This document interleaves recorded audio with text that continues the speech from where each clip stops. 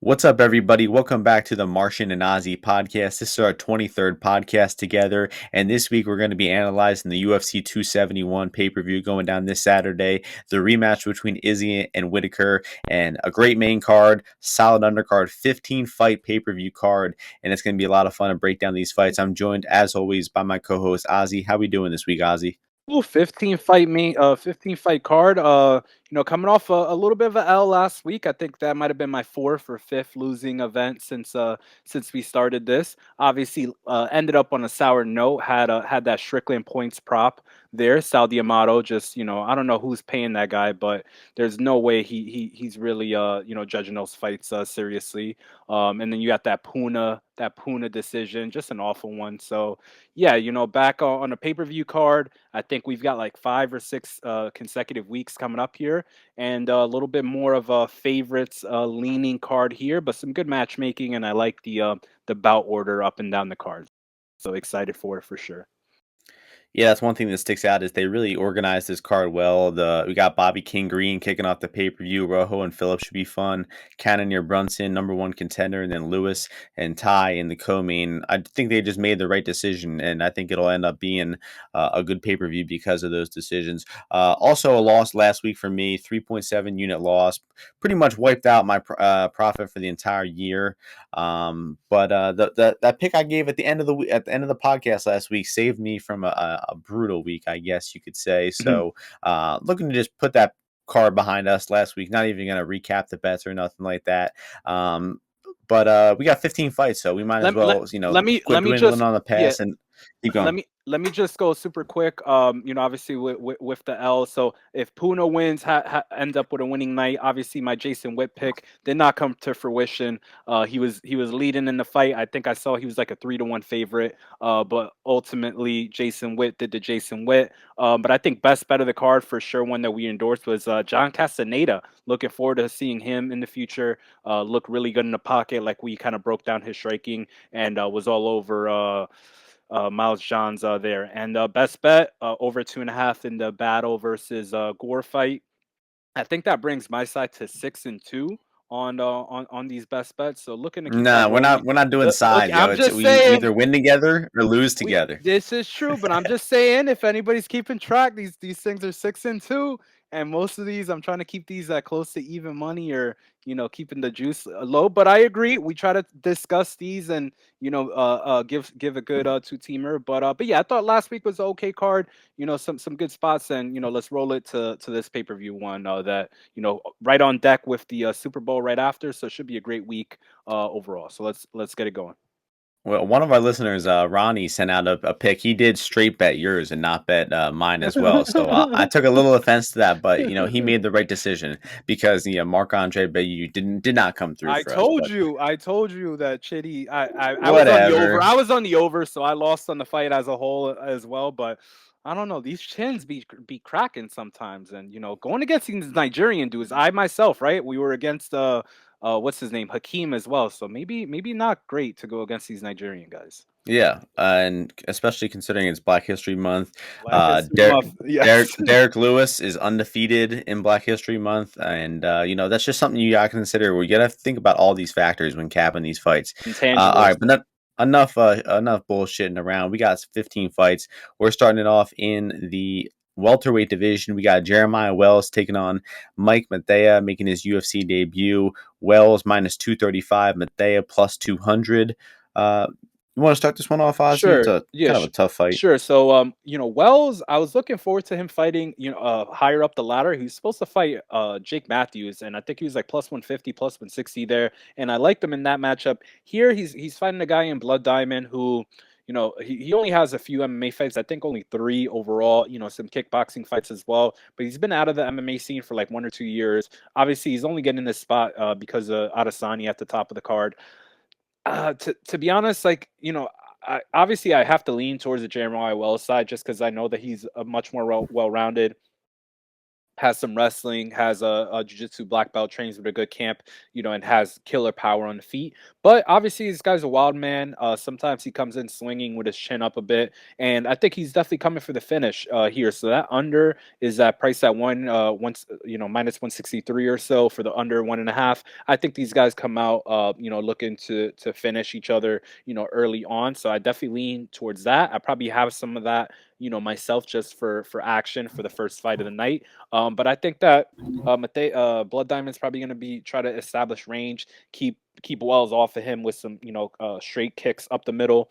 And I don't know how well that's going to go. I think I see Wells probably scooping up a leg at some point, taking this guy down, and then starting to ride him and wear him out, and eventually looking for a finish. Whether that be with strikes or potentially a submission. But yeah, I definitely would lean with Jeremiah Wells, and I don't really see any reasoning to back this guy Blood Diamond in his first UFC fight.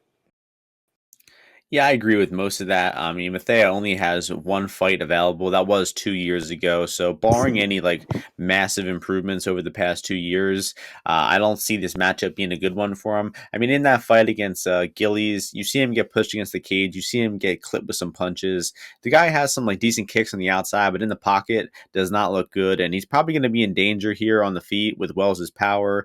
He's going to be in danger of getting taken down. And Wells isn't really a guy that fights with much like process, but the dude is skilled everywhere. He's a freak athlete. You saw what he did to Warley Alves. I mean, that fight was a chaotic one, but I mean, those chaotic fights tend to favor this freak athlete with power in Wells. So it's probably going to be a real high pace. And, I expect Wells to probably finish as well, probably on the mat. This dude does have some sub. So I'll go with like a Wells sub round 2 pick for me. What is Wells submission? You think that any props that stick out here? Because, money line, not really inspiring. Well, Let's see. terrible What odds, is plus it? Oh 175. no, no way! You can't do that. No, that's a big no-no. That's a big no-no. Yeah. Just because you could definitely see Wells like stick and mount and just dropping elbows on this guy. Hammer fists and finishing him like that. Yeah, so that's going to take us to the bantamweight division next, where we have really fun fight. Honestly, we got Sergey Morozov minus 200, Douglas De Silva, Andrade plus 170, and this is seems like a pretty striker versus grappler matchup. I think that the striking definitely favors Andrade here, but Morozov had some sneaky good boxing in that fight against Taha. Don't let these guys' most recent fights fool you too much, because Morozov did have just an easy matchup there, even though he was somehow the underdog in that fight. And he looked really good there, though. He wrestled for the full 15 minutes.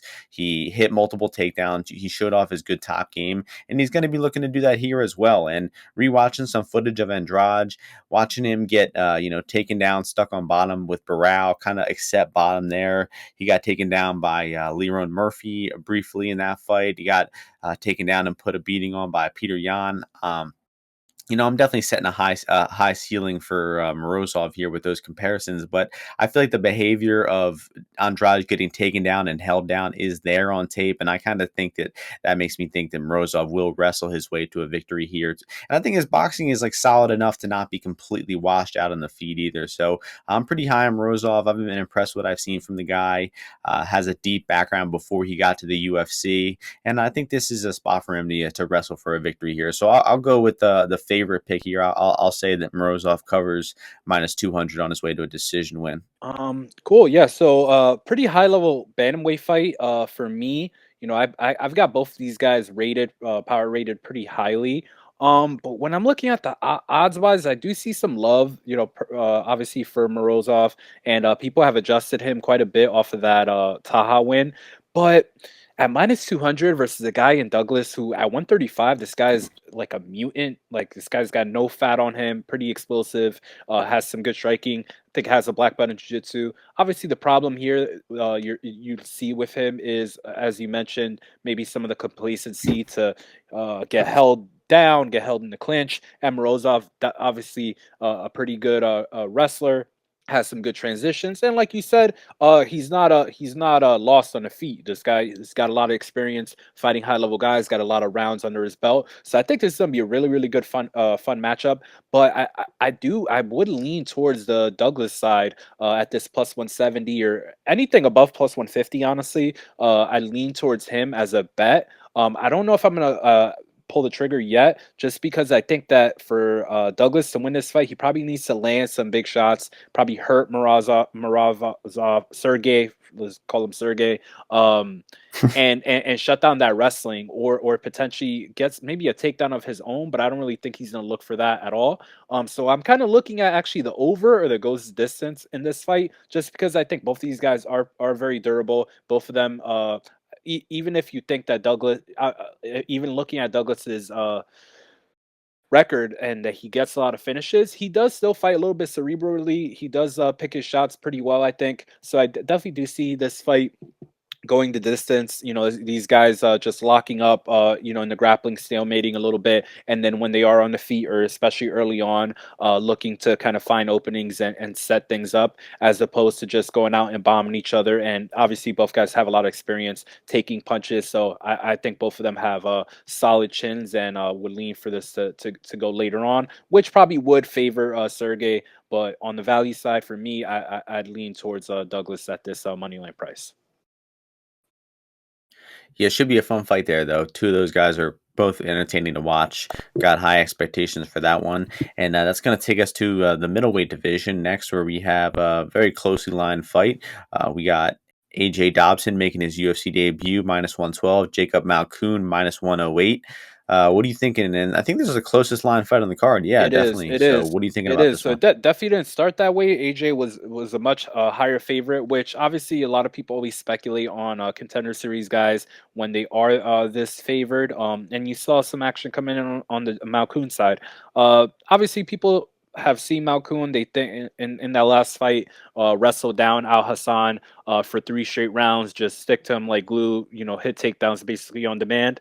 But and AJ, I mean, he was very sloppy in that contender series fight. I mean, they set him up to fight a freaking grandpa. Like, I don't know what that other guy was doing, on the contender series. He's like, I don't know how old that guy was, but he had gray hair.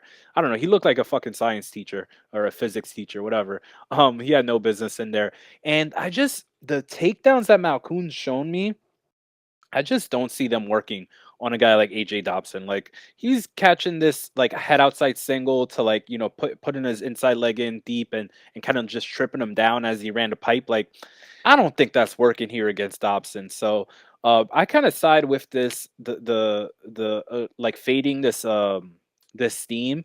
But I don't really want to pay juice on Dobson, so I'm hoping that more of this action comes in and you get a little plus number on him, because fading Malkoun at any plus number, I don't think that's ever going to be a bad strategy in the UFC. This guy just on the feet, he's pretty awkward. He doesn't really want to commit to any strikes. I don't think his defense is very good. And this being the bigger cage now, I think he's going to have to cover way more distance. And Dobson trains with Louis Simmons, Westside Barbell. I think he has gas to go 3, even though he's never been outside the first round. So it's definitely a big assumption on my part. But I'll side with Dobson. If this gets to a plus number, I think I'll take a shot on him. Just fading Malkoun's chin, thinking that he won't be able to land these takedowns easily. And once they do break, Dobson's going to be looking to hurt him. And as Mark Coleman was yelling at him incessantly in Contender, to fucking finish him. So let's go with Dobson for the win. Dobson actually does have one decision win. The only Oh, time he's my been out bad. of round one, it was a decision win. But yeah, so he's got 6 pro fights. Most of them have ended in the first round. And talking about like footage available on the guy, there's like 7 minutes out there, and it's just all him being the hammer. It's him lighting up guys, lower level guys. I mean, he did finish Kalen Hill, who was probably his highest level opponent, which was pretty impressive. But he really has about 6 minutes worth of footage in the past 4 years, and I just haven't seen this guy face any adversity. He's, extremely aggressive. He definitely has power in his hands. But we haven't seen the guy tested in terms of defensive grappling whatsoever. And I feel like that's what you really need to see to trust him in this spot here. You want to be able to see that he can defend a takedown, get off a bottom. And you really have to go and like watch his like amateur fights from like 6 or 7 years ago to see any shred of defensive grappling shown. And I don't really think that's too relevant. But what I did see in that fight from like 7 years ago against John Gunther is he has the same style. He just has that aggressive, wild style where he can kind of like lose his feet underneath himself because he's just swinging so hard. And I just feel like that could set up an easy path for Malkoun to, hit a double, hit a that's single leg that he likes to go to. I mean, it seems like two pretty obvious outcomes here that either Dobson's going to smash him on the feet and knock him out, or Malkoun's going to wrestle him and, possibly look dominant. I could see either guy looking dominant, but in terms of the guy with more footage available, I think. Malkoun is obviously that guy, and I think he's got the better like minute winning ability. I think that Dobson is gonna need that knockout to win the fight. He doesn't really have like patience. He doesn't really stay on the outside. This guy only has one speed, and that's aggression. While Malkoun should be better suited if this fight gets into a second and third round with his wrestling as well. And he has wrestled to a 3-round decision victory in the Temesi fight and the Razak fight. So I think his cardio is pretty proven. His wrestling is decent enough. And I'll go with the Malkoun side to get the takedowns and win this fight here. I also thought Malkoun just looked a lot better from the Phil Hawes fight to the Razak fight. He's getting more comfortable in there. And I think we could see him making, more improvements and have a higher ceiling than Dobson. But pretty binary fight, rightfully assigned pick'em line. But should be a fun one, honestly. So that's going to take us to the next fight, which is in the light heavyweight division. We have Carlos Ulberg taking on Fabio-Cherant. Ulberg minus 255, Cherant plus 215. So Cherant is no good. I mean, no need to keep this breakdown very long. I mean, the guy throws like a straight left hand down the middle every now and then, but he doesn't really offensively grapple. That's really what he's going to have to do here in order to win. I mean, outside of a knockout, which I don't see happening, he's going to have to hit takedowns and outgrapple Ulberg because Ulberg just has a massive striking advantage. He throws much more volume. And as long as Ulberg settles down, doesn't go so crazy trying to finish him like he did in Zechiku in that first UFC fight of his, he really should just piece up Cherant on his way to either, a knockout if he sits down on some strikes, or I could possibly see this one go in the distance. And, if Ulberg just takes his time, he's a little bit worried about gassing out like he did in that last fight, I could see him just picking him apart, winning by decision. FanDuel plus 550 on Ulberg decision, and I think that's pretty wide. If this goes the distance, the only way I see Cherant winning is, laying on top of him for multiple rounds. And if he does that, he probably gets a finish with like a submission or something. So I think Cherant inside the distance or bust here. And I think that Ulberg decision prop actually has some value on it. I mean, Ulberg knockout is minus 150 here. Like, come on, guys. Let's get real.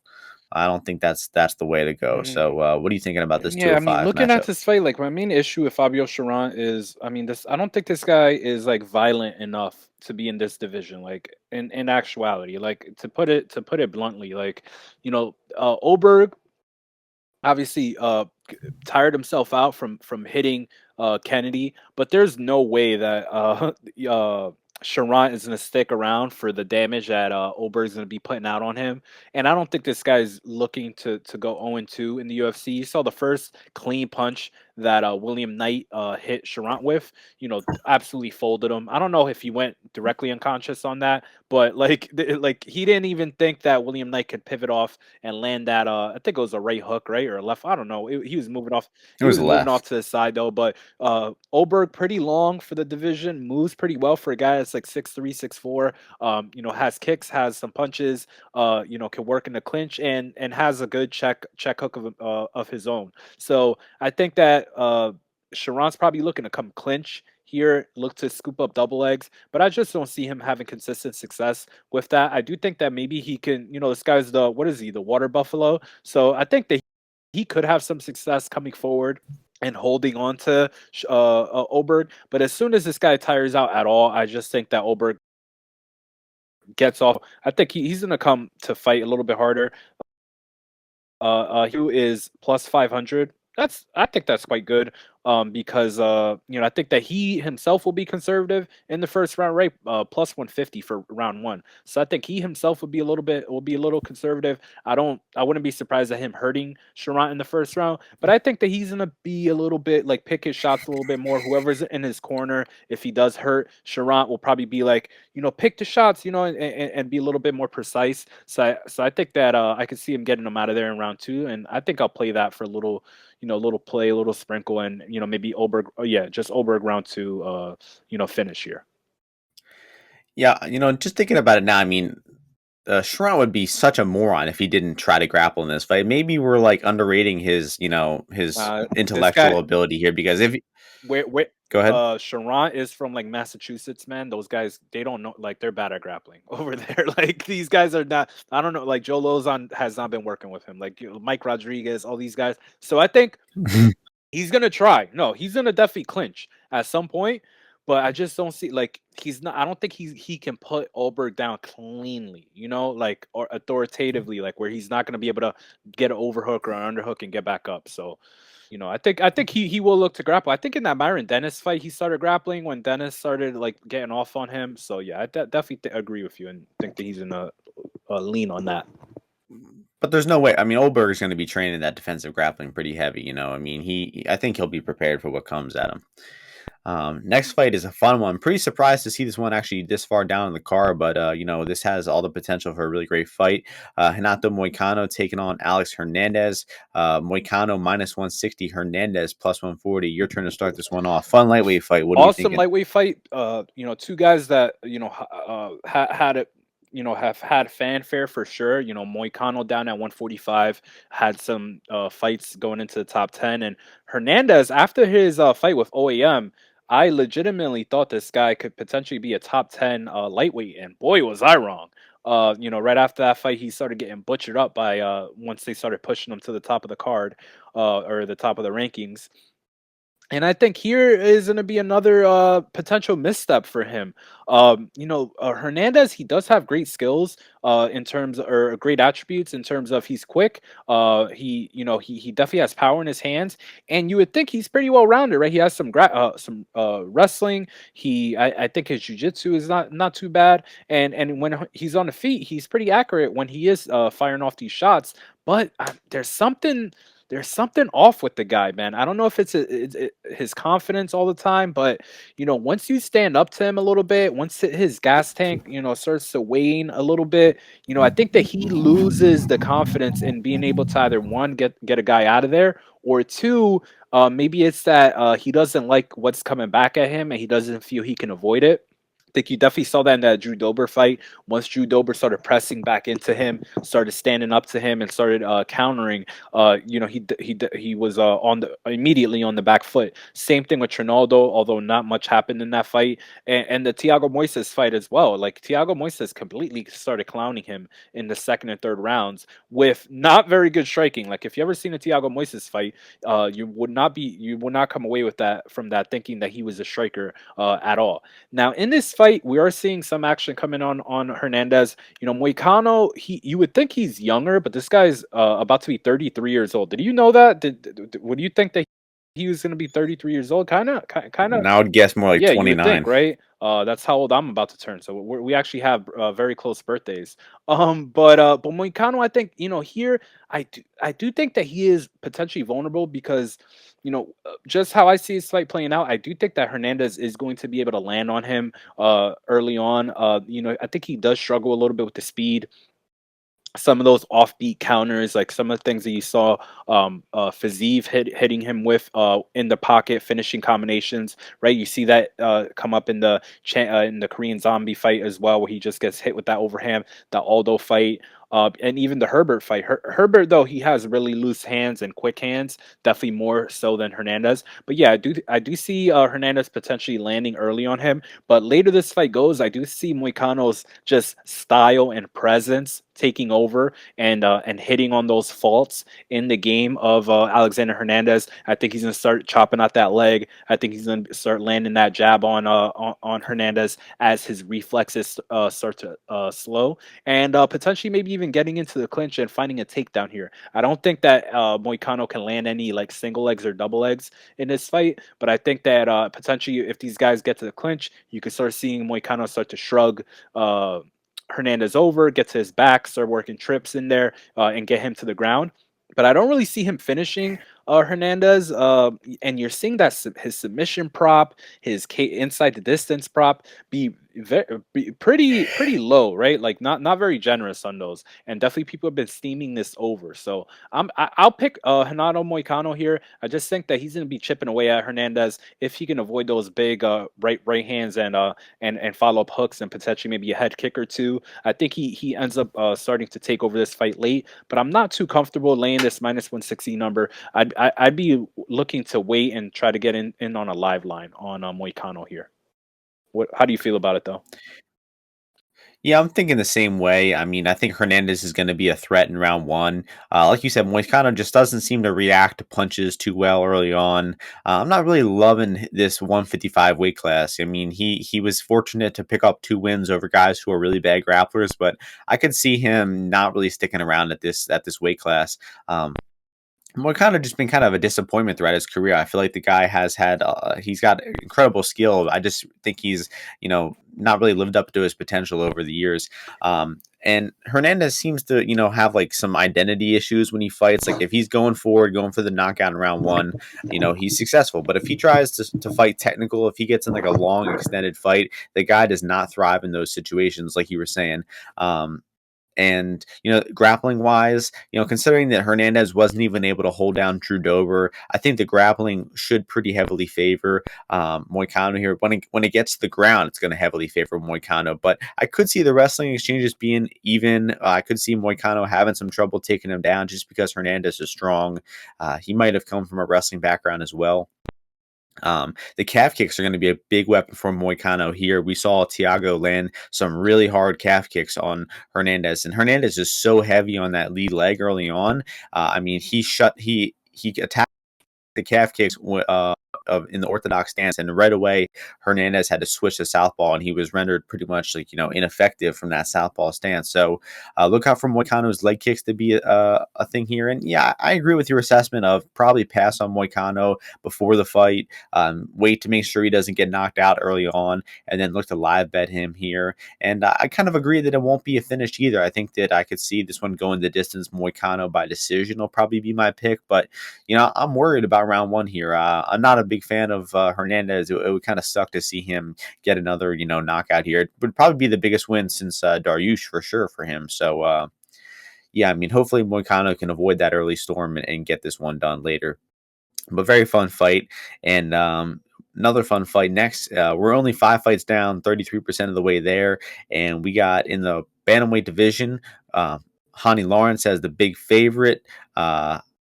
Let's see, where is this line at? We got -302 plus 252 in the comeback from Leo Martinez.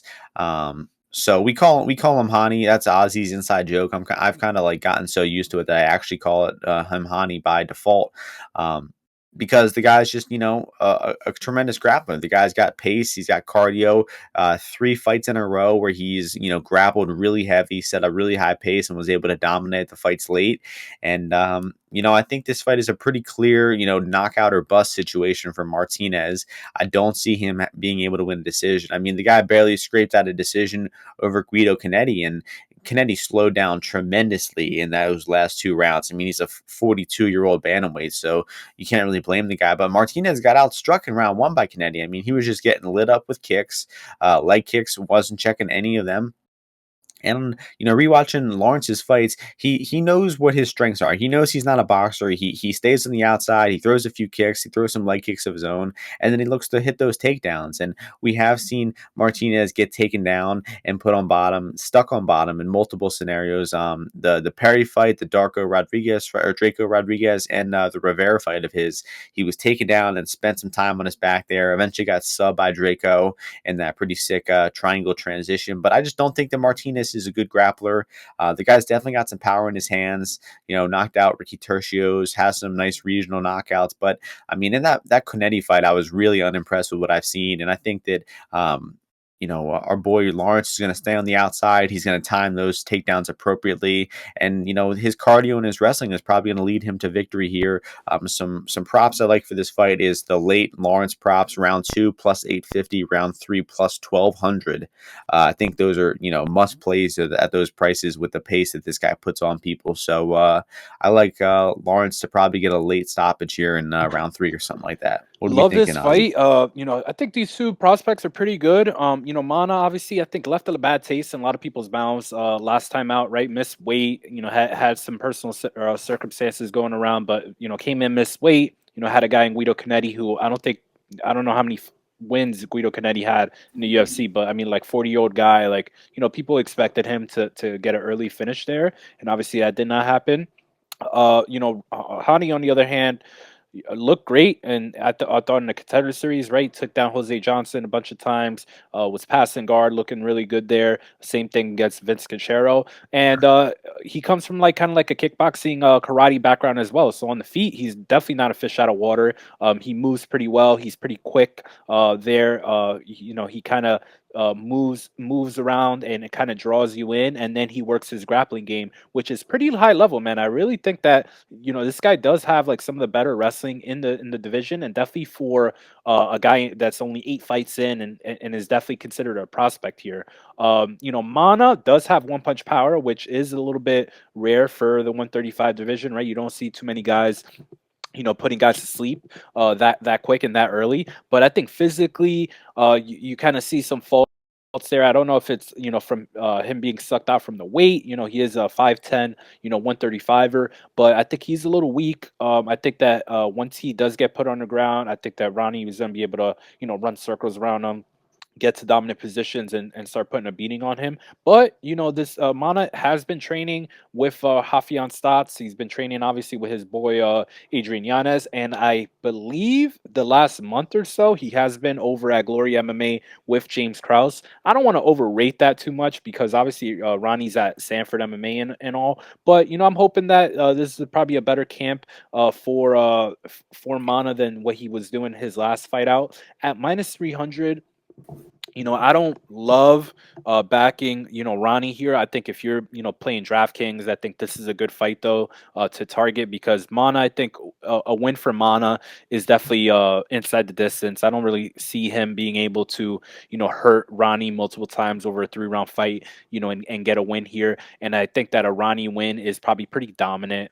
He's just wearing this guy out, even if he is getting, maybe buzzed up a little bit early on. I think that it'll draw out the gas of Mana and play itself into a potential late finish for Ronnie, because if he's got this guy on his back, he's going to ground and pound him, and then end up finding those dominant positions that we talked about. So I like that round 3 angle here on Ronnie. I think this guy's really good. I think he knows he's got high fight IQ as well, and just the transition that he puts out is pretty high level, and I just love this guy as a fighter, as a prospect, and I'm super high on him. So I don't think I'll back him here at this price. Unfortunate. I think that I made my money in the +250 against Johnson and -165 against Vince Cachero. So I'll just watch this one, root for Ronnie, maybe stab a little prop on him, maybe a -3.5 point handicap here might be interesting because I think that 10-8 rounds here are live as well if he could get takedowns early on, or like early on in rounds.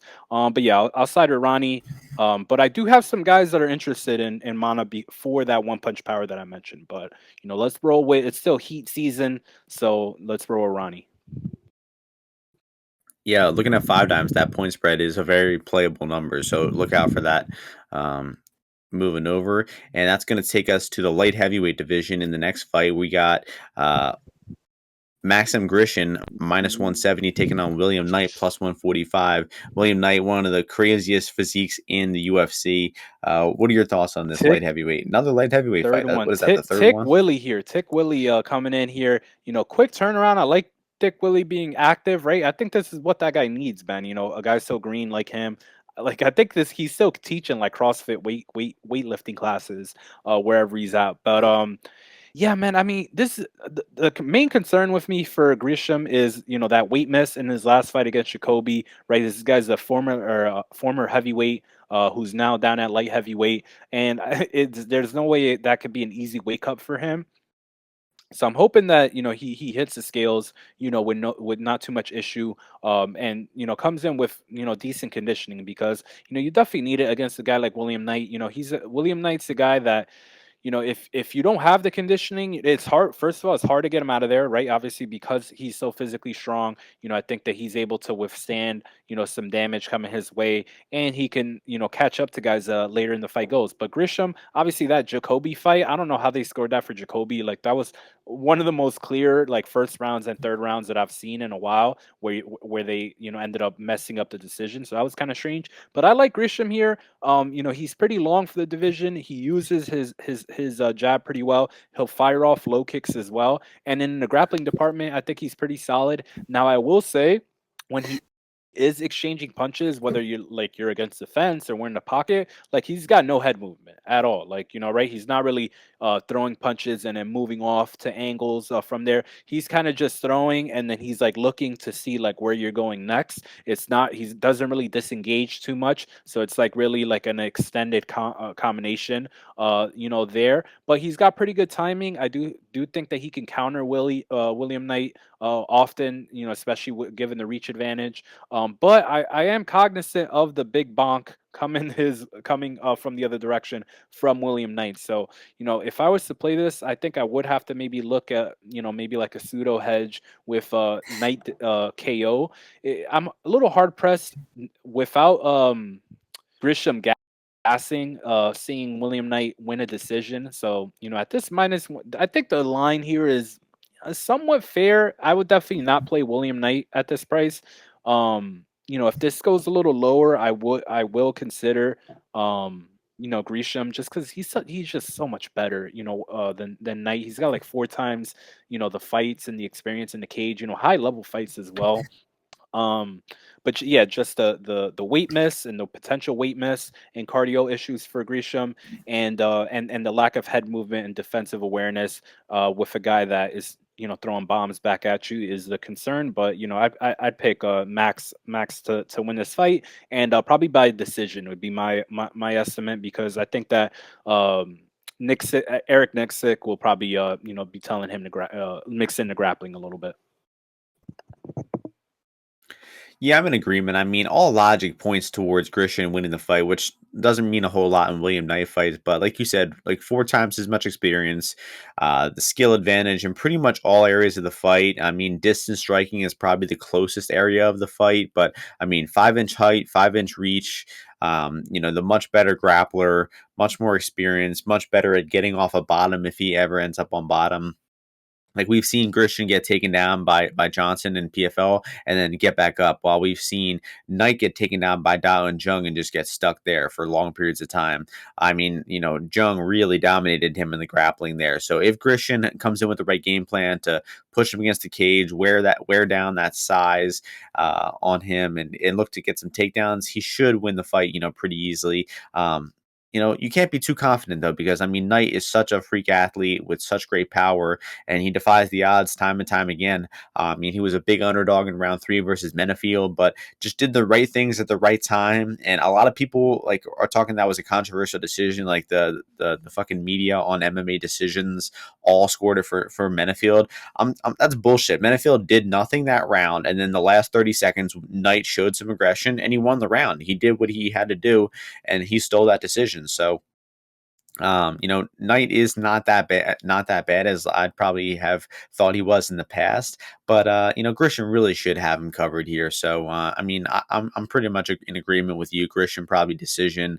Knight, I can't see him winning anyway besides knockout here. So, maybe Knight no scorecards wouldn't be the worst way to play him or something like that. Maybe Grisham decision only once those open up on DraftKings. But you know, interesting fight there, and that's going to take us next fight, a very cursed fight. I don't even know if we should talk about it because it could get canceled at any moment. We got Alex Perez versus Matt Schnell. Perez minus 400, Schnell plus 300. It seems like every time this fight gets booked, Perez gets a bit wider. I don't know what the hell is happening there, but I swear I remember this fight being minus 325 and then 350, and now it's 400. So, I guess it's my turn to start this one off. Fun flyweight fight. Perez coming back, hasn't fought since that Figgy fight 15 months ago. Really solid fighter. He attacks those calf kicks, and he got Jussier Formiga out of there with them. His boxing is decent. I'd say that's probably one of his weakest areas, but he's a solid wrestler. He knows how to get takedowns and keep top position.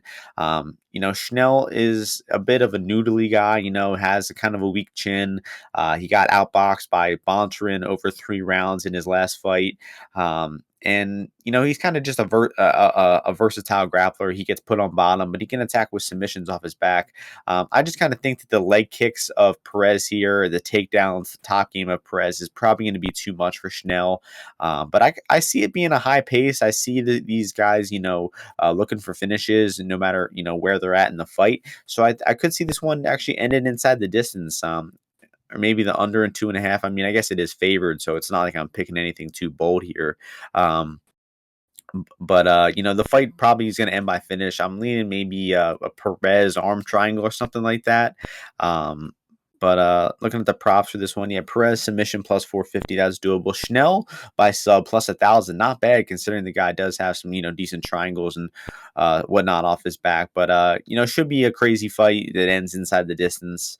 Not like an extremely strong conviction though for me though. So only flyweight on the fight on the card for the men's. What are you thinking about this one, Ozzy? Like, don't touch this fight until these guys weigh in, man. Like, there's no reason to I think attack this fight until then.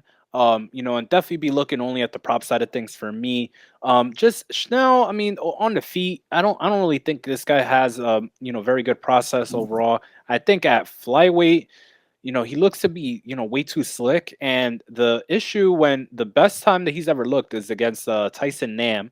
And the issue with Tyson Nam is he's only a boxer, right? This guy throws no kicks at all. And that is, completely opposite to usually what Alex Perez looks to come in there. So I think if Schnell's coming in there with his typical game plan to like stick the jab, find angles for his right hand and, move out of the pocket and kind of try to bait him in, Alex Perez is not going to, play into that at all. I think he's just going to chop his leg, look to close the distance, look to get on his hips and take him down. And I think, the main thing he has to look out for is like, a guillotine, coming from Matt Schnell and, potentially that triangle choke that he likes to go for. But I mean, if you think about it, other than that Tyson Nam fight, like he hasn't won a fight since 2019. I think he's a little bit fragile for sure as well, which I think Alex Perez is not fragile. I think Alex Perez just makes some bad decisions every now and then, and gets caught up in the chaos of a fight. And I think that he's going to be in control of this fight more so than Matt Schnell. I favor him to finish this inside the distance. I think that, I mean, Alex Perez has not fought for a while since the Figgy fight, right? Since he last fought. How long is that? That's over a year, correct? 15 months, so over a year. So I 15 think months, this guy's yeah. hungry, man. I think that he wants to get a performance bonus. So I think that fighting in Texas, I don't think he has Texas roots, but whatever, he's Mexican. So I think that he's coming to finish this fight. So I definitely lean for this to go under, for this to not finish, not go to the scorecards for maybe Perez round 1. It's not a great price, but Perez maybe round 1 KO. You look at that. I think I'd favor that over a submission just because Matt Schnell has a terrible chin. But yeah, that, I mean, not high level analysis there, but I just feel that Perez is looking to come out, put damage on Schnell. I think he knows that he could finish him and potentially get a performance bonus here. So I think he's gonna be pushing the pace very, very highly early on. Nice. Got the Perez stamp Yes, of sir. approval here. And that's going to take us to the only women's fight on the entire card. In the women's flyweight division, we got Roxanne's last fight, Casey O'Neil, as the huge favorite, minus 400, Roxanne plus 300. So Roxanne's retirement fight, 40 plus fights in MMA. She's announcing that she's retired. What are your thoughts going into her Roxanne, last absolute MMA fight? legend. Only respect for Roxanne Modafferi. She's deserved it. She's earned it. And I mean, the UFC couldn't give her a softball here. They gave her a prospect. Training over. We got Extreme Couture versus Syndicate MMA here. And I mean, I'm not itching at all to lay this price on Casey, obviously, because Casey in her last fight, it was smart against Antonina. I think it always takes her a little bit to get going, but when she does, she's pretty well rounded. But I think how young she is in her career, she still is not deliberate enough for me into where she wants to take the fight and the game plan that she wants to implement. She kind of lets the fight uh go where it may be. Sometimes, like, even if she gets taken down, like, she's just looking to go with the fight. She'll go to put damage, whether it be on the feet, if she's on her back, if she's on top, looking for submissions, whatever it is. But sometimes, that clock starts running out, potentially, and you're kind of like, putting yourself in a more inferior position. I'm seeing a lot of people that feel that Roxanne can potentially, ground Casey, or hold her down. And just the thing with Roxanne is that, in her last two fights against the Brazilians, she's getting her head bashed in. Like, in that corner work versus Santos, I thought was, I don't know, kind of scary. Like, I don't know, Roxanne was not all there for sure. I think that fight should have been stopped by her. Like, I personally would have stopped it if that was my fighter. Like, she just definitely was not all there. Talia Santos is bashing her brains in, and I don't think that she's probably recovered from that all too much. So I definitely understand Casey inside the distance leans, but Roxanne's super tough. I think on the feet, I don't think Casey has the power, to finish her at all. I think she still has some more maturing to do physically, and then, on the feet, she's not very clean with her striking. And if she was to hurt Roxanne, I think she'd be diving in for a takedown shortly thereafter. But yeah, I mean, I'm not interested in playing Roxanne here. I'd just look for this maybe on the live line if Roxanne has some success early on. But I think she's gonna come forward. I think she's gonna maybe look to clinch a little bit with Casey, because I do think she's probably a little bit stronger, than her.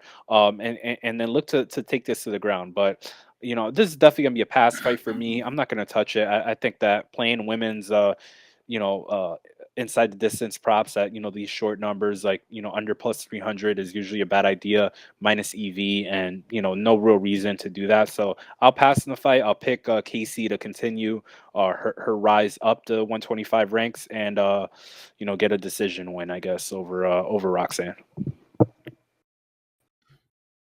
I just feel that Roxanne being a huge underdog in her retirement fight against another, hype undefeated prospect, it would be, very poetic of her to get the one last underdog victory. And every once in a while we do kind of get like a nice feel good story in MMA. Very rare, but I feel like this could be the chance where that happens, because I just feel that nothing O'Neil brings is going to be anything too overwhelming for Roxanne. Especially because I feel like Roxanne is the worst on the feet right now. You see her knees just don't move the same. She has no way to avoid strikes, and strikers are going to really put a beating on her, like we've seen in her past few fights. But if she's facing another grappler, we saw just about 16, 17 months ago, she fought Andrea Lee and was able to outgrapple her on her way to a decision. So just less than a year and a half ago, Roxanne still had her grappling wits about her, was still able to get on top, get takedowns, reverse position, and keep top position. So that's what she needs to do here. And I feel like Casey is very tenacious when she gets on top. She's really good at translating finishes once she gets on top. But I feel like her overall grappling, I'm not extremely impressed with. I think her takedown arsenal. She basically has two takedowns. She has a double leg, and then she loves her best takedown is to just get that body lock and go for a trip takedown. So I mean, would it really surprise anyone if O'Neil goes for an early trip takedown and just kind of Roxanne, reverses it and ends up on top, and all of a sudden it's 10-9 Roxanne? I really don't think so. I feel like Roxanne, really could win this fight with her grappling, and when she gets on top, or when she's on bottom, she's good at reversing. She hits that flower sweep. She knows how to hit sweeps and get off her back. And I just see like O'Neil getting too overzealous with her top position, going for some crazy ground and pound, and then getting swept and put on bottom herself. And O'Neil not really proven in terms of getting off her back. One last thing is O'Neil loves to hit those knees to the bodies as well, and I feel like that just opens up That is opportunity true. for a That's a good takedown point. here. So I'll be cheering for Roxanne to get That's a the good point upset with the victory. knees. I feel like plus 300. Yeah. She throws a lot of them. Procopio was able to get her down with a few of them, and I feel like Roxanne plus 300 is playable here for like a small bet. Maybe some Roxanne by decision as Two, well. It's only plus 500. You might as well stick two, with two, money line. And yeah, I two, think two things small here. bet is One warranted. first, this is Go the ahead. first fight one for Casey on a pay per view, and it is also converse or along with that first fight for her in the big cage. And then second question for you: do you think this goes distance line is a little bit of a? Do you think it's a trap or like what do you? How do you feel about that? Because you got a women's 125, two girls both have grappling chops. And Roxanne's historically been hard to put away. I know I mentioned the damage that she's been taking, but potentially a little short price here on the over or GTD. What do you think? Yeah, I'd say so. And you could just bet some like O'Neil round Good 2, round point. 3 to offset it probably. That's really Mhm. probably the only finish happening Let's keep that here. in mind. So yeah, I Yeah, think let's keep that in mind. that is playable. Under 2 to 1 is something to look out for. That's going to take us to the last fight on the prelims, which is a heavyweight fight. We have the veteran Andre Arlovski, who is minus 145, Jared Vanderaa plus 125. Um, Yeah, so it's my turn to start this one. Arlovski's been good to us. We cashed on him in his last fight against Philippe. He kind of squeaked that one out. I did have a little bit of worry going into that decision, but he won rounds 1 and 2. And I think Philippe is, a much more like dangerous guy in terms of like punching power than Vanderaa is. But Vanderaa, his performance against Tafa is, the concern for me in this fight. He did look to have some good distance striking in that Oh, fight. my bad, my bad. Hold on, you're breathing in the mic, Ozzy.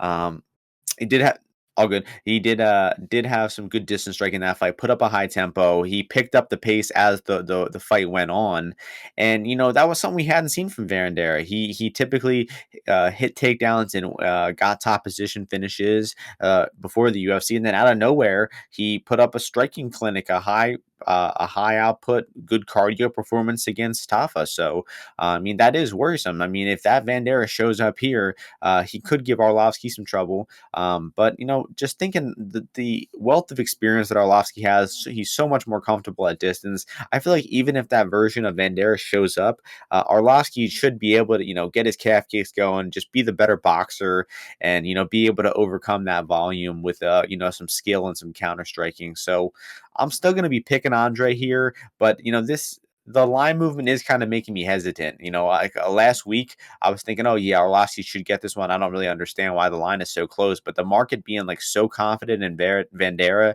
is kind of spooking me a bit. But one point to counter that is that Arlovski has arguably been severely underpriced in 4 of his last 5 fights. He was a big dog to Linz, big dog to Bosser, short favorite versus Philippe, and then one I'm forgetting that I'll have in a second here. What was the last one? Ooh. Sherman, also very short favorite to Chase fucking There he Sherman, is man. again. One of the There he worst is again. to ever do it, like Ozzy says. Um, so, he's still winning unanimous decisions. He's still fighting well over the full 15 minutes. I feel like people have been waiting to fade and betting against Arlovski for years now, and the guy really hasn't slowed down that much. So I'll take Arlovski by decision here, but tread lightly in this Yeah, betting line. man. Andre Arlovski, I mean, when we talk legends, right? We were just talking about Roxanne, man. Andre Arlovski, for me, when I think of MMA legends, like this is like modern day for myself. Like the first MMA pay-per-view I ever bought, like why like I convinced my mom, I was like 13 years old, was when he he fought that awful fight against Tim Sylvia that went to a decision. And that was like, 14, 15 years ago now. And this guy's still fighting, like you said, high pretty high level. A lot of his losses, if you look, they're to also legends in the game, right? Stipe, Alistair Overeem, Barnett, obviously Ngannou, and the new British king, Tom Aspinall. But he's fighting this guy in Vanderaa where I can see the past of Vanderaa, like in that last fight against what's it called, Tafa. I mean, Tafa's or not that last fight, 2 fights ago. Tafa is not a good, good fighter at all. But you just saw that Vanderaa is just very willing to keep coming forward. He's willing to make it a dirty fight. And if you're not really breaking up that pressure with grappling like Romanov and Spivak did, that style could definitely wear on a guy. And Arlovski, I don't think he has a soft chin, but I do think that if these guys are swinging in there, I could definitely see why taking that plus money on Vanderaa in a fight that you think is gonna just kind of be back and forth. And Vanderaa definitely, I'd say, has maybe a little bit better of like heart, like. If a fight, for example, like the Chase Sherman fight breaks out, I could see why you would rate Jared higher than him and Felipe in that style of fight against Arlovski. But I just don't have a lot of conviction in doing that. Like I just feel that Andre Arlovski, he's just such a grizzled veteran, has that leg kick game that I think that he could go to versus a guy in Vanderaa who's a little bit of a statue, kind of slow. Not the most highly adaptable guy in there. I'd love to see that patented Andre Arlovski back fist come out. I think he broke it out a few times versus Felipe, but he wasn't able to hit him quite cleanly. And I do think that maybe that'll be something we see here. But I think that Arlovski in his camp at ATT, I think they probably saw a little bit of those faults from Vanderaa in the grappling. So I wouldn't be surprised at seeing Arlovski look to mix it up, like grab a clinch, look to hit a trip takedown here. I know Glover Teixeira was at ATT, and Arlovski was working with him, quite a bit. And they have other, huge heavyweights like Buchecha and a number of other guys there. So I still lean with Arlovski, but at north of -130, like I'm not laying that juice on him, in this instance, right? In that Felipe fight, right? We were getting like pick plus 110, plus 105. Like that's like where I'm a little bit way much more comfortable at with Arlovski. If this nosedives again, I'll jump on it, but not here. And then that goes the distance line is a little intriguing as well. Because I don't think that he's gonna put away Vanderaa. You saw in that fight against Romanov, Vanderaa is very, very hard to finish here. But I think I might just avoid this fight personally, and hope root Andre Arlovski on for hopefully a decision win or a knockout with a back fist. All right, sounds good. I had something I was going to bring up, but I completely forgot it. So we're good with that one. We're done the prelims. 10 fights on the prelims down. That's insane for a pay-per-view card. It might be like the most fights ever on a pay-per-view card since like UFC 3. But we're on to the main card. I said it earlier, but this main card is like structured really well. Like sometimes they throw like a random fight that doesn't belong on the pay-per-view card, but not this time. They really did a good job with this. So credit where credit is due. Whoever at the UFC organized it did a good job. First fight, lightweight division. We got the King -135, Nasrat Haqparast coming back plus Lovely 115. You fight. can start this one off. Interesting fight. Like I guess when you have Ali Abdelaziz as your manager, he just throws you, gets you pretty decent fights, right? Nasrat walked into that Hooker fight, walks into this Bobby Green fight after an awful performance. Like, I mean, Nasrat looked like a regional level fighter, if I'm being honest with you, in that fight against Hooker, just completely lost in there, against the top 15 opponent. And now he's fighting Bobby Green. Man, I just don't see why people are backing Nasrat here. I've the line movement is, I'm not gonna say it's real because I'm not saying it's considered sharp, but it is from some people that people would consider sharp and move lines, considerably. Now, I mean, the issue is though that I'm looking at is, Bobby Green fought a fucking assassin in Rafael Fiziev, right, 2 fights ago. Right, comes back against Al Iaquinta, kind of shows that patented Bobby Green movement, slipping off punches, catching Al at the end of his shots, and setting him up, with those clean, 1-2s, and definitely detonated on his chin. But he goes from fighting an assassin in Fiziev, where you saw that spinning back kick he hit with against Brad Riddell. He's got kicks, knees, punches, overhands, can hit with both hands. And now he's up against the guy in Nasrat who, this guy's got one weapon. He's got a left hand. That's it. This guy does not jab. He does not throw anything from the right hand side. He does not kick. He has no grappling game. You saw that against Dan Hooker. This guy was he's getting freaking body locked and like completely picked up and thrown around by Dan Hooker. And it's just no variety in his arsenal. And he's fighting a guy in Bobby Green, 40 fights overall, over 40 fights, has gone rounds with the best of them. Obviously, Bobby Green's biggest issue is sometimes he doesn't win fights, or not sometimes, that he doesn't win fights convincingly, right? He lets fights come to him.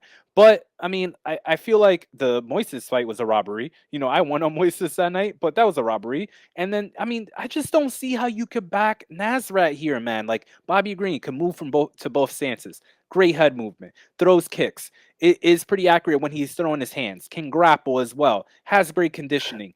The only times you've seen him really hurt or not, he's only been knocked out by Dustin Poirier. He got hurt a bit by Lando Venata, but this guy, he doesn't really get hurt. And the only danger strike that Nasrat throws is from the left hand side. And then on top of that, his power is overrated. Like he doesn't he doesn't really have that real killer instinct to finish these guys. Once he does have him hurt, right? He's chasing Mark Diakese around. Mark Diakese's running away from him. He's chasing around Goody after he hurts him a bit. The one time this guy even tries to throw a leg kick, what happens, Martian? He gets knocked out cold by Drew Dober as a minus 300 favorite. And now people are backing him as a plus 120, plus 115, plus 125, underdog against Bobby Green. I don't see it, man. I think Bobby Green, fantastic bet here. At this price, if I lose on Bobby Green on a closest, like the only two ways I see Nasrat winning, puts Bobby Green out cold with a left hand, which could definitely happen because Bobby's always, has his hands down and inviting, punches to come in his way, or he hurts him multiple times to be able to win a decision.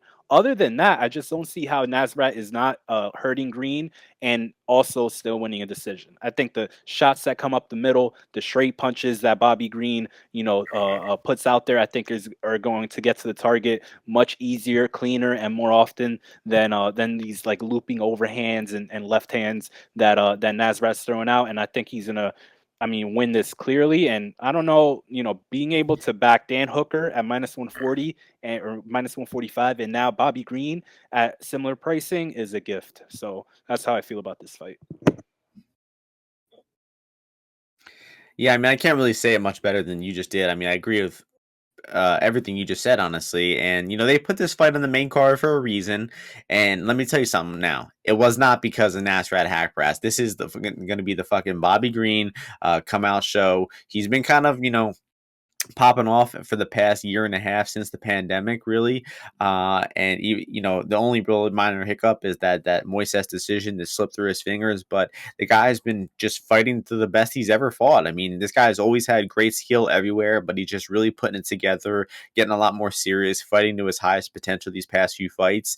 And the UFC recognized his great performance after knocking out Ally Quinta, and decided it's time to give this guy a step up in like the spotlight. And that's what this is going to be.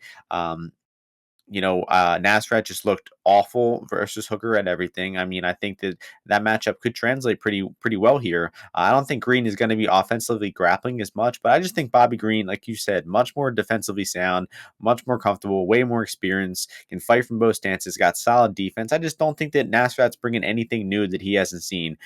He's a southpaw boxer with some decent punches, but that's it. Abysmal volume.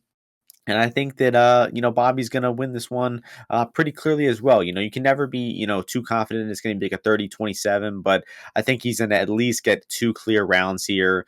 It's gonna be like he's just gonna be landing two good shots for every one that Nasrat lands. So I'm pretty confident in Bobby as well. Not really sure what this line movement is coming, but keep it coming. If you like Nasrat, I would love for you to keep that action coming, and because Bobby Green is gonna get the win here on Saturday night. So really excited to see How him can get you go this wrong with this Bobby step Green up by spot. decision at a plus number? You definitely have to have some money line action as well, but but a plus number on that. I don't know. These are some interesting lines, I feel, because I don't know. The only way I see Nasrat winning is he lands a clean left hand and knocks Bobby Green out cold, and I've never seen that happen. So I don't think it's happening today or on Saturday.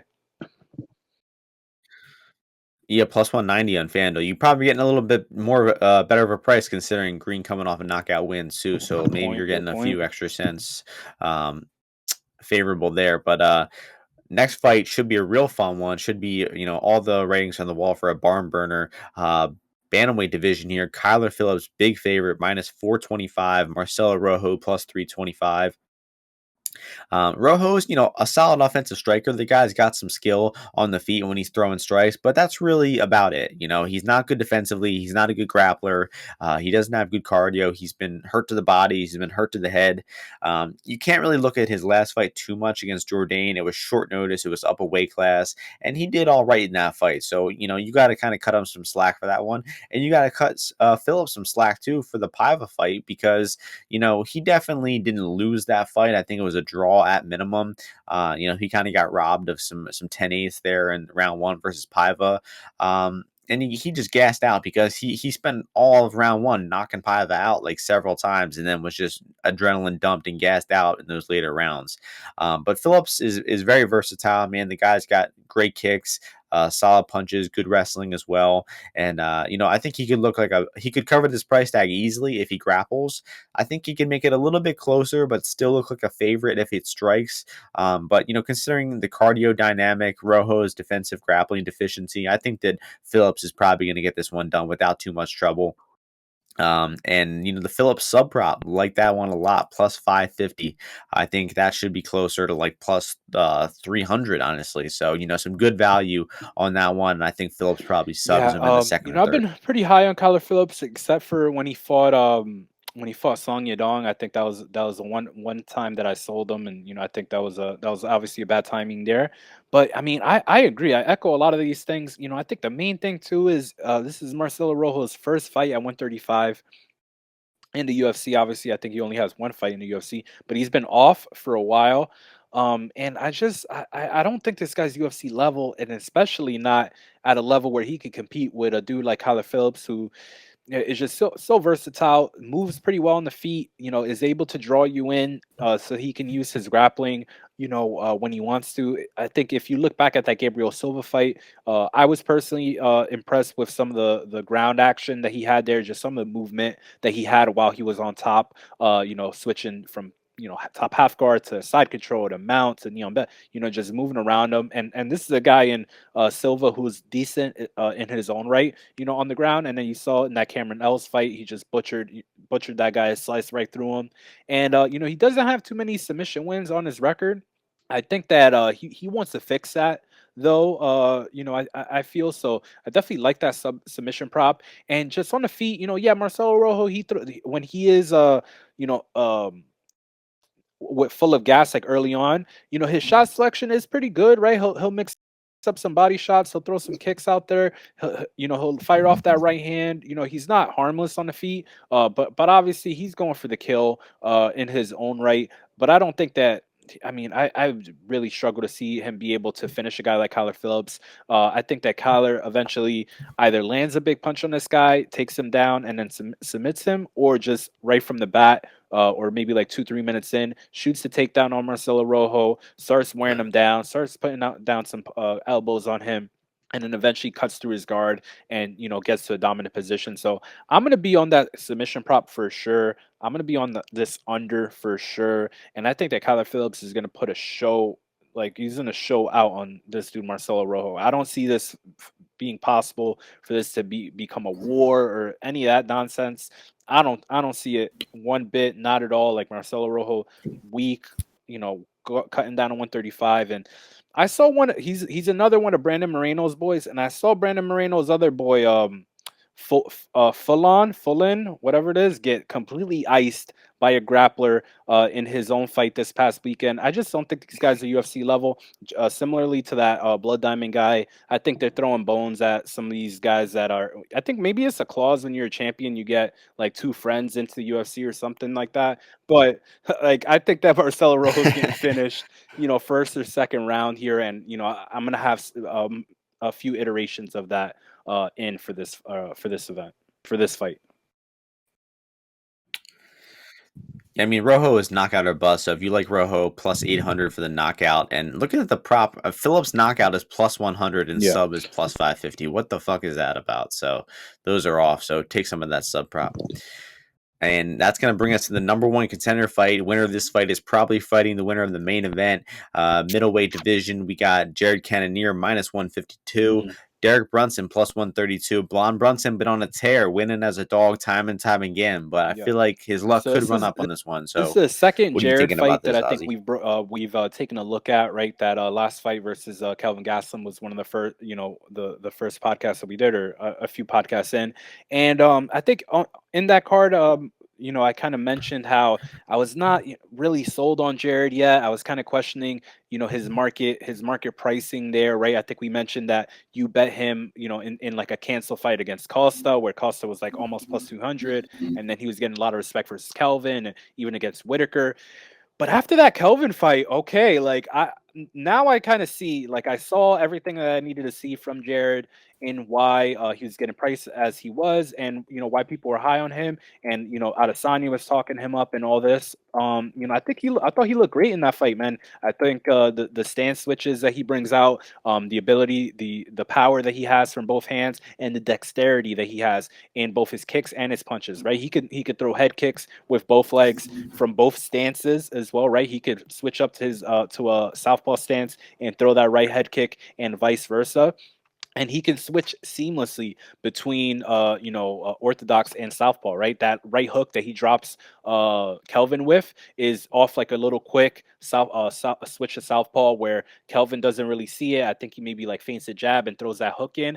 So I mean, I just think that Jared here, or excuse me, Brunson here, he's had a good run here, but I think he has not changed as a fighter at all. He still covers distance, pretty poorly. He's still, I think when the fight goes later, I do still see some cardio issues with him potentially, where like he just gets a little bit more sloppy as the fight goes on. I think in that Till fight, you saw it in the second and third rounds a little bit, especially in that third round. I thought he was kind of lunging at Till, and you could potentially see Till, seeing some openings and maybe gaining a little confidence, and then Brunson was able to hunt him down later, like right towards the end, scoop those legs out, and put him flat on his back. But I don't see that being the case here against Jared. Jared's pretty good at turning away. Like if you get in on his hips, right? He's very good at like taking away one hip so that he's not really square, and you could take him down cleanly, get into the fence, fighting hands, digging an underhook, and staying up, or just getting back up, once you do put him down. And Brunson's never been the kind of guy who, he's really holding you down that well if you're not voluntarily being down, right? Darren Till, we found out maybe or maybe not had a torn ACL, but he just was not really looking to get back up to his feet. Same thing with Edmund. I mean, Edmund was just a corpse after that first round, and even he landed pretty cleanly. And the same thing versus Kevin Holland. So I think that the distance that Jared's or Brunson's gonna have to try to cover here, I think that he's gonna get intercepted with some big shots from Jared. Jared was able to carry 5 rounds of cardio versus Kelvin, and I just like how this guy's always turned on, man. Once he gets into the cage, he's looking dangerous that whole fight. Whereas Brunson, you see him kind of like, stepping back and like jogging around a little bit, and kind of not really being in pursuit the whole time. He has some lapses in the fight, where Jared, he's always coming forward. He's got those wide, scary eyes. He's looking for the kill shot at every moment of the fight. And I think that he's gonna just be putting damage on Brunson, tiring him out, hitting to the body, chopping at those legs, right? He could throw leg kicks in both stances as well. I just really like his game, after seeing that Kelvin fight. I was really impressed there. And I think that, Brunson's run is over here. I think he's getting KO'd here at some point. So I love this line movement coming in towards Jared. Even at 37, I think this guy's got a lot left in the tank. There's no reason for me to doubt that at this point. And I just see him putting some big punches on Brunson, getting him getting him on skates at some point, and then finishing him off, maybe with some ground and pound, later on. And yeah, so I think I'm gonna look for. I just need to put some iterations of Jared KO, just all of them, like round one, just Jared KO. I think is the side here. I might have some sprinkles on a later round props, but I think that he can knock this dude out in the first round quite easily and quite often. Yeah, I'm seeing the fight from a similar way. Brunson been on a legendary underdog run, but you really got to look at the 3 or 4 guys that he has taken down in top game. Edmund, like you said, corpse once he gets taken down. Jack just did the same exact thing to him. Um, Kevin Holland, extremely easy to take down. Vittori did the same thing to him. Darren Till, not a good defensive wrestler. And, Brunson has just been underrated by the market, but he's been facing guys who have had really bad takedown defense and are really bad at getting off of their backs. Cannonier has not the greatest initial takedown defense, but the guy is really good at getting off his back. He's so strong, he's so explosive that he's hard to really keep down. You saw Jack Hermanson, you saw David Branch take him down. You even saw Kelvin briefly take him down, but none of those guys kept him down because he's just so good at getting, exploding at the right times and getting back to his feet. So that's really the big difference I see in Cannonier compared to Brunson's last few opponents is that once Cannonier gets taken down, if he does, he has the ability to get back up.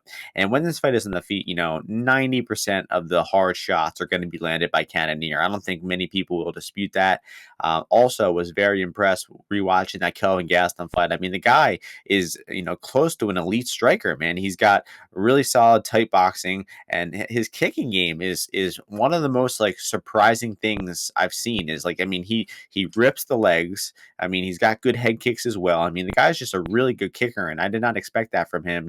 Seeing him a few years back at those heavier weight classes. So I'm in agreement that Cannonier is going to be landing hard shots here. He might get taken down once or twice early, but I'm pretty confident he's not going to be getting held down like the previous guys that Brunson has beat. So I think Cannonier, he probably does have a close round one, get taken down once or twice, spend some time getting pushed against the cage. But rounds 2, 3, he's going to start stuffing those takedowns, landing harder shots, and find that knockout late. So I like Cannonier as well. I think his money line is the way to go versus the knockout. I could see like Cannonier hurting him. Brunson shoots a takedown. They kind of stall out on the cage for a long period of time, and then this one ends up going the distance. So I like Cannonier money line here as well. And sadly, I think the Blonde Brunson Brigade is coming to an end. But massive It respect was to Brunson. fruitful. He's been on Yep, a that's what I was legendary gonna say. run, It made was us all a lot of definitely a money. So fruitful and fruitful run for sure. Because I think I bet him every fight that he won there. right, right. I mean, I Oof, shouted out the oof. Brunson sub prop the last time plus 2,000. Brunson round 3 versus Edmund. Brunson money line against Kevin. I mean, if you haven't been making money on Brunson in his past few fights, you're doing it wrong. But I think it's time to hop off the train. Co-main event time. Perfect co-main event. We got Derek Lewis in his hometown of H-Town, taking on Tai Tuivasa. Lewis is the favorite, minus 178. Tai Tuivasa, plus 153. In terms of money line here, I mean, I guess it's dog or pass. I mean, you really can't be backing Lewis at minus 180. You've said this before, but Lewis is like an underdog type of guy. Like, you can be interested in Lewis as a dog, but when he's a favorite, probably not the right way to be going betting him. And, uh, you know, I do see Ty's leg kicks maybe having an impact on this fight. That's definitely getting a lot of talk around this fight. Ty has been implementing a leg kick, but like you said this earlier when we were talking, but what like what kind of heavyweights actually get like immobilized by leg kicks? It's not really that common. I could see Ty landing some leg kicks here, but that's going to be, Lewis is going to be, okay, I need to start punching now. And he's just going to start throwing haymakers. So Lewis is, I mean, if Ty throws those leg kicks, I mean, he's not technically sound defensively. He's not some defensive, genius who's going to be able to put on a 15-minute leg kicking performance. You saw versus Greg Hardy. He leg kicked him a bunch of times. Hardy got pissed off, charged in, rocked him with the shot, but Hardy sucks and he got countered with the left hook and put out. But, Ty got wobbled by that punch from Hardy there. And, Ty has just been running into some easy matchups. He's been knocking the guys out, looking, improved. But I think this is going to be, him running into a bit of a brick wall, him running into a guy who just does his game better. And I think that, Lewis will win the fight based on I think with those explosions of bursts of energy, those big punch combinations that he likes putting together. I actually have a bet on this one for the fight to start round 2. I mean, it kind of seems like these guys might bang it out in round 1, but I think 50% for it to end within round 1 is a bit too wide. one of my homies pointed out, Lewis's like 13 of his past 14 fights have ended in round 2 or later. The Dawkins fight was the first time in 5 or 6 years that he actually went into the fight ended in round 1. And Lewis just stares at guys. He breathes heavy. He just does nothing, and then he explodes. So I could see like half of this round just being killed by the guys just being tentative, not really willing to engage. And I think hopefully this one gets into the second round. I actually will pick this one to go the distance. I'll pick Interesting. Derek Lewis by Man, decision here that as my bet is official way pick. too sweaty for me, man. That thing to start round 2. But I mean, I just don't really. I mean, I kind of get why people will lean just getting Tuivasa here at some plus money, just because I mean you don't really know that Tuivasa is like good and or good with like banging it out and putting himself in danger to get knocked out. Because I mean, if you look at it, other than Greg Hardy, and I don't really think he respected Greg Hardy, the he hasn't really fought like guys with as much power as like a guy like Lewis, or like guys like just like a mean streak that wants to like just fight for the knockout. Typically the Sakai fight, I mean, you saw Sakai, he's just circling around the cage, right? For the most part, what didn't really want to engage. I think probably the first round went to tie, right? Just because he was what's his name? So Sakai was so timid, but he just let Ty come forward, a lot, and Ty was not really intimidated, too much by anything that was coming back his way. And I don't think he's gonna get that same kind of fight here against Derek Lewis. I can't back Derek Lewis. I mean, I kind of do. I would kind of like more money to come in on Ty. But at minus 180, minus 185, just Derek Lewis is just like a strange fighter, to back, just because you don't know, like what his like you said, what his temperament is going to be like. Is he going to just sit back and let Ty land a few leg kicks for free early on, right? That's never a good thing. But like I think that he'll be able to kind of flip the fight and put it on his script, kind of quickly. I think that he's probably has a huge reach, one of the bigger reaches and just bigger overall guys that Ty's ever fought in there with. And Ty, like you said, he doesn't have great defense, and if he is throwing like those leg kicks out there, I think that he's not, usually that defensively savvy to like kind of keep himself safe while he does it. So I definitely could see Derek just, blowing through him, right? A guy throws that leg kick, you like blow through him, put him on his back and then just start, pounding him with ground and pound. I could definitely see that, taking place here. But I'm going to lean towards Derek Lewis. I think that he's going to be able to land a big shot on Ty, but I can't back him here at this juice price here. Tony goes the distance plus 380. That's a sleeper. I mean, that has inside the distance minus 650. How many fights in history have been 86% likely to end inside the distance? I mean, you can probably count them on like two hands. I just think that people are probably just getting out of hand with parlaying this one ended inside the distance, and could have some value going later. So enough about that one, though. Should be a magnificent fight for as long as it lasts. And that's going to take us to the main event in the middleweight division. We got the rematch. The champion Israel Adesanya taking on former champion Robert Whittaker. The first fight, Israel was a slight favorite at close. I think like minus 120, minus 130. Rob maybe plus. And now Israel minus 262, Robert Whittaker Ooh. plus 222 on Bet Online right now. Yeah, obviously Robert Whittaker's come into this fight off of three great wins, right? Cutting through the middleweight division, right? Earned this rematch for sure. None of those three fights versus Jared, Darren Till, or Kelvin were particularly close at all. You saw in that Kelvin fight some really, really good grappling overall, and just evolutions in his game. From just the overall standpoint of utilizing it actually in the cage. And Izzy, to me, that Vittori fight, I was on him big, but I don't think he looked all that great in that fight. I thought that physically he looked a little diminished. His hands, I didn't think were that great, right? He didn't really land too many strikes with his boxing, which was what kind of won him the fight against Whittaker, right? Those two big shots that he landed on him to get the KO. But I saw a great stat on Twitter. I don't know who posted it. I'd love to give him credit, but it was mentioning the discrepancy in like how much of Izzy's offense is leg kicks or has been leg kick based of late, and can Robert shut that down? Maybe land his kicks of his own. We all know he's got a great right head kick that he masks really well. But I just feel that why?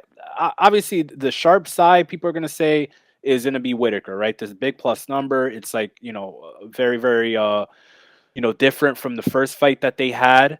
And I have to say, I have to agree. I mean, when I look back at that fight, I'm seeing Whittaker look to close the distance, right? Look to get to Izzy and land, head tricks, right? Because you got to, you have to land those shots to the head to kind of, put damage on Izzy because he's so elusive. But I think that really went into Israel's game.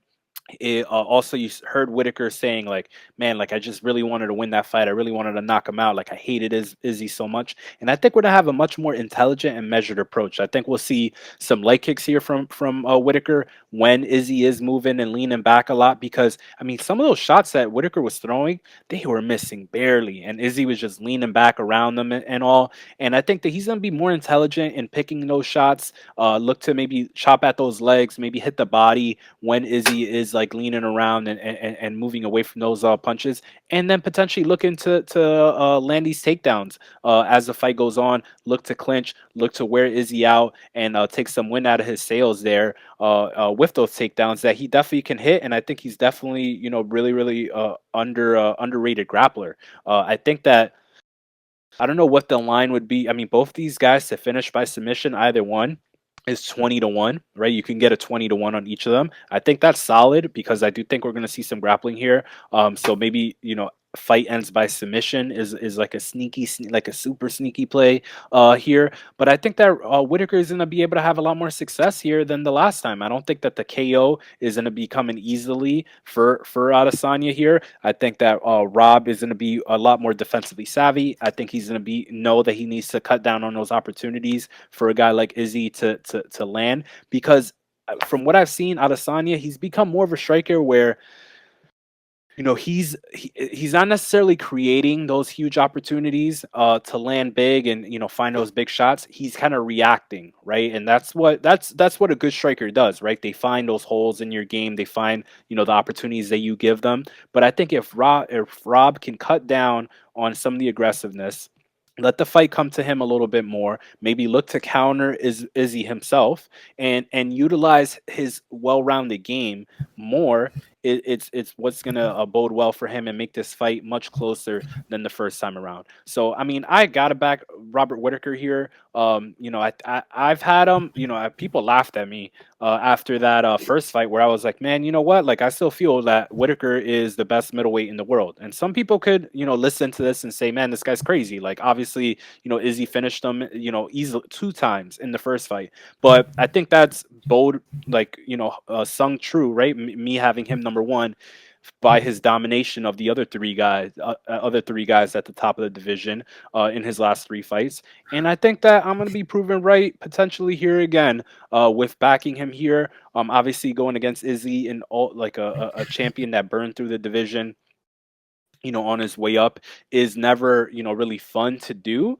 But I mean, this fight's favored to go the distance. And I mean, over a 5-round fight, if you think this fight is going 5 rounds, like you think Izzy's going to look, cover this minus 270 number. I don't see it, man. He was in trouble there against Vittori for a little bit. Vittori got a little bit too overzealous and eager, going for that rear naked choke, not establishing his hooks, not keeping a good control there. And I mean, Robert Whitaker is a high level grappler, man. He's better than Marvin Vittori. I think he's stronger than Marvin Vittori. I think he's got better conditioning than Marvin Vittori. And I think that if that same fight plays out that we saw last time, or that Jan fight, I think that Robert has a really good chance to win this fight. And I think that Izzy's going to have to heighten his level. And he might do that, man. He's an all time great fighter. He wants to get up for this fight. He wants to erase any doubt, and really take and erase Robert Whitaker from the title picture. But I'm gonna be backing Bobby Knuckles here. That's my guy, and hopefully we're riding him to a big underdog win at a plus 200 number. Yeah, I'm in agreement with just about everything here. I think minus 200 for Izzy would be a better, more accurate price. Win 2 out of 3 times. That's completely fair. I mean, but I really do think Rob can win this fight. I mean, I'm optimistic of his chances. I think that he is definitely the side to bet on at this plus 200 price. And looking at the first fight, Rob just made a tactically wrong error on how he approached it. Was extremely aggressive, was hanging out in the pocket too long. He thought he could get some boxing combinations off in the pocket, but Izzy was able to counter with some nasty short punches, and really surprised me with that power he showed in that first fight. Definitely wasn't expecting a knockout. And, Izzy made it look a little bit easy, but Rob just fought with a real bad strategy there. Probably felt, the heat of the moment. It was in Australia, 60,000 fans, defending his belt. I mean, it was a tough fight, but I think he's going to be a lot more prepared for this one. I think he's going to come in with a better strategy, and I think he just needs, slow it down. Take the fight, as it gives you details and whatnot. You don't need to be so aggressive. He definitely needs to look to incorporate some grappling, because I was rewatching that Israel fight again. I agree with what you said about Vettori. Just uninspiring performance from Adesanya there, and I think he even said it this week in interviews. He's like, "Yeah, that was kind of boring," and it was. But I hadn't remembered that Vettori, got him down off a caught leg kick in round one. He got him down twice in the later rounds with regular takedowns, and Vettori's jiu-jitsu just completely boofed those attempts. I mean, he had top position, Israel flat on his shoulders on the mat, and didn't do anything with it. Got overzealous with that back take, lost it. So really terrible jiu-jitsu on display by Vettori there. But I mean, he got Israel down 3 or 4 times, and Jan got him down 2 times, and I feel like Israel's takedown defense might have hit its ceiling. Like, I don't think it's going to be getting any better than it is now. I think he has improved his takedown defense a lot over the course of his MMA career, but I just don't see it getting really any better. So if Rob comes in looking to mix in that wrestling, I think that'll definitely be a good strategy. And Rob just needs to lay on top in half guard. You saw Jan Blachowicz lay out the playbook, just lay on top in half guard, lay on top in full guard, put your weight on him. And Israel really can't get up that successfully. So hopefully, if Rob gets takedowns, he does the right thing, doesn't try to do too much with them. And I just think, like I was saying earlier, you just take the fight slow. Don't be so aggressive. Try to pick your shots a little bit more. Don't give Izzy so many opportunities. Because when you see Izzy, he kind of matches the tempo of his opponents. You saw in the Romero fight, Romero wasn't doing much, so Izzy didn't do much, and that fight ended up being razor close. A lot of people scored that fight for Romero. I always say that it's too boring to rewatch, so we'll never truly know who won that fight because it's just too boring to go back and rescore. But I'm very optimistic about Bob's chances here. When you're talking about rematches a few years apart, you think that one fighter might have slowed down, but I don't think either of these guys has taken a single step back. Rob has looked, phenomenal in the past few fights.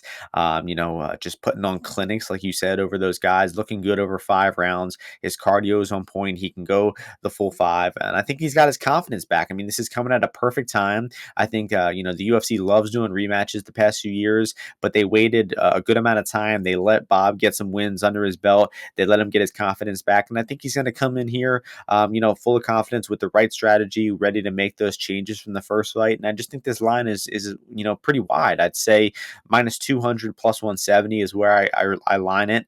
And, Bob is probably worth, 1.5, maybe even 2 units at this price, because he'll fight for your money. He's a tremendous fighter, one of probably the most underrated fighters ever. And I just think that any fighter in the world at 70% or above versus Robert Whittaker is wrong. So I'll take Bobby here. Definitely be cheering for him.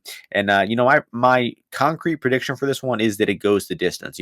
Can't be, overly confident that Rob does get the job done, but I do think this one will go the distance. I think we're going to see a longer fight. And, these main events have been going the distance at a crazy rate. It seems like I think like 14 of the past 16 main events or something like that have gone the distance. So we're seeing a trend. I think this one is going to go the full 5 rounds, and I think it'll be a 3-2 decision either way. Hopefully we get a 48-47 for Bobby Knuckles here. So great fight, great rematch.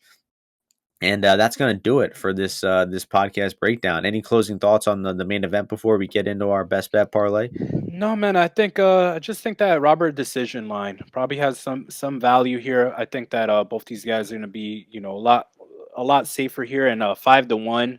I think is the best number you could get on that 450. I think that's worth a poke.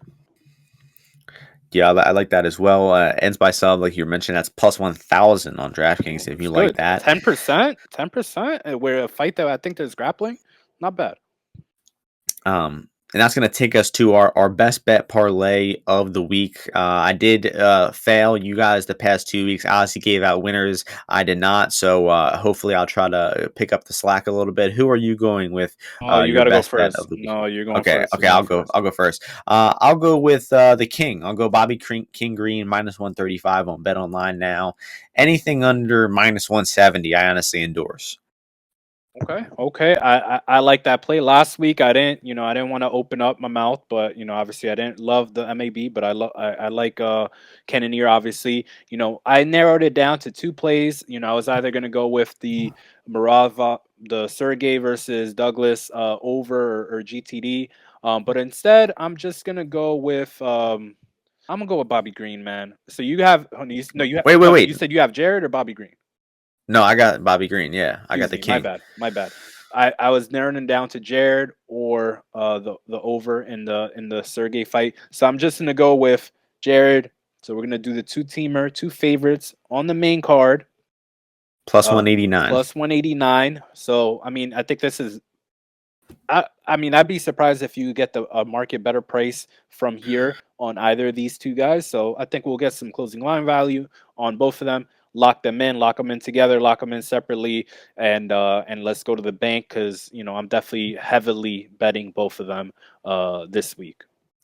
And as Omar Little once said, you come at the king, you best not miss. So I think Bobby Green, I like Cannonier as well, QAnon near. I think I love both those plays. So we're in agreement. We're either going to, profit together or go down together this week. One of the rare weeks where we're coming off a loss. So hopefully we'll get back in the win column. And, we breeze through all 15 of these fights. Maybe not breeze through some. 15. 15. That's a lot of fights, man. That is Yeah, a lot of fights. hopefully the COVID doesn't get anybody, and hopefully we get this great card. So thank you all for listening. Make sure you're supporting the channel, subscribing, liking, retweeting our tweets and whatnot, and checking out our Bet MMAs as well for those official plays. And closing thoughts, Ozzy? No, let's just take all the cash. All right, let's cash all these plays. Big pay-per-view card, lots of opportunities. So let's come away with a winning week. Yeah, I highly, highly doubt this pay per view lets us down. Great main card, great structuring, and hope everybody enjoys the fights. We got 6 or 7 more weeks in a row of UFC. We'll be back with those podcasts next week. Thank you all for listening. Hope you enjoy the fights. Hope you win some money, and we'll see you next week. Peace.